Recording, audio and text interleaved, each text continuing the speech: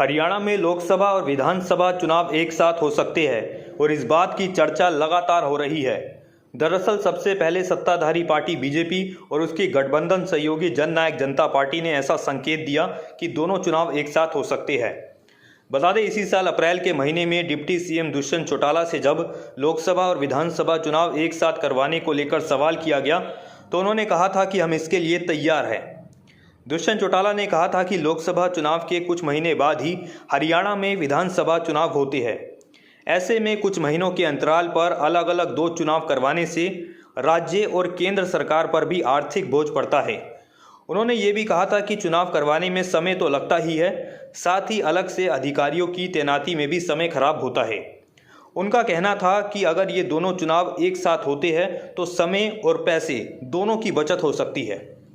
वहीं दुष्यंत चौटाला के बाद इसी मुद्दे पर मुख्यमंत्री मनोहर लाल ने भी एक जनसभा के दौरान लोकसभा और विधानसभा चुनाव एक साथ होने के संकेत दिए। उन्होंने कहा था कि राज्य में सरकार इसके लिए पूरी तरह से तैयार है। बीजेपी की तैयारी पुख्ता है। अगर ऐसा फैसला लिया गया तो बीजेपी अपनी पूरी ताकत से मैदान में उतरेगी। सत्ताधारी पार्टी बीजेपी जेजेपी ही नहीं बल्कि विपक्ष के नेता भी लोकसभा और विधानसभा चुनाव एक साथ करवाने का समर्थन कर रहे हैं।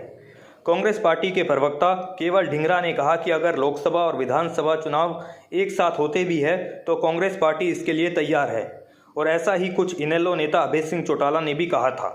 यानी कुल मिलाकर हरियाणा में सभी राजनीतिक पार्टियां लोकसभा और विधानसभा चुनाव एक साथ करवाने के पक्ष में हैं, जिससे सरकार पर आर्थिक बोझ नहीं पड़ेगा। ऐसे में संभावना काफ़ी ज़्यादा है कि प्रदेश में दोनों चुनाव एक साथ हो। फिलहाल के लिए इतना ही। ऐसी ही तमाम अपडेट्स के लिए देखते रहे न्यूज़ ब्रॉडकास्ट 24। नमस्कार।